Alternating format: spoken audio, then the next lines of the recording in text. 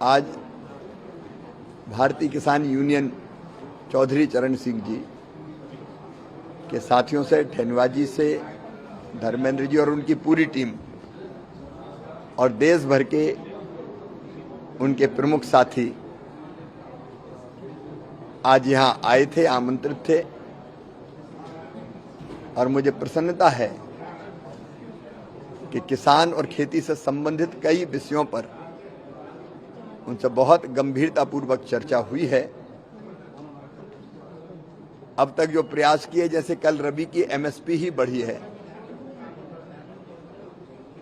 उस सहित जितने प्रयास प्रधानमंत्री श्रीमान नरेंद्र मोदी जी के नेतृत्व में एनडीए बीजेपी की सरकार कर रही, उसकी जानकारी भी दी और उनसे अनेकों महत्वपूर्ण सुझाव प्राप्त हुए हैं। उनमें उनके रचनात्मक सुझाव भी बड़ी मात्रा में हैं।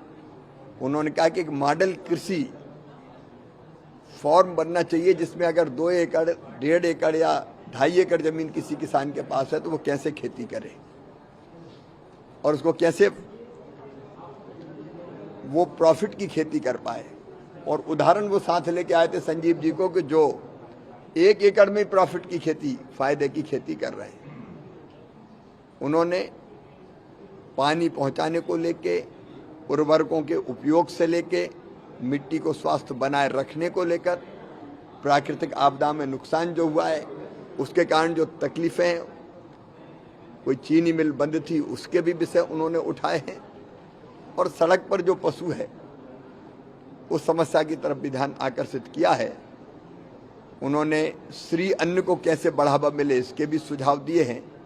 अनेकों बहुत महत्वपूर्ण उनके सुझाव आए हैं। हम सब पर गंभीरता से विचार करके जिनके समाधान संभव है हम उनके समाधान गंभीरता से खोजेंगे। कई विषय राज्य सरकार के, तो राज्य सरकार के विषय राज्य सरकार को भेजे जाएंगे और केंद्र सरकार के विषयों पर हम कार्रवाई करेंगे।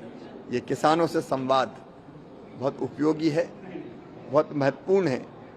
इससे जमीन की समस्याओं की सीधे किसान से हमको जानकारी मिल रही है और शासकीय योजनाओं को भी किसान भाइयों बहनों तक हम पहुंचा पाए।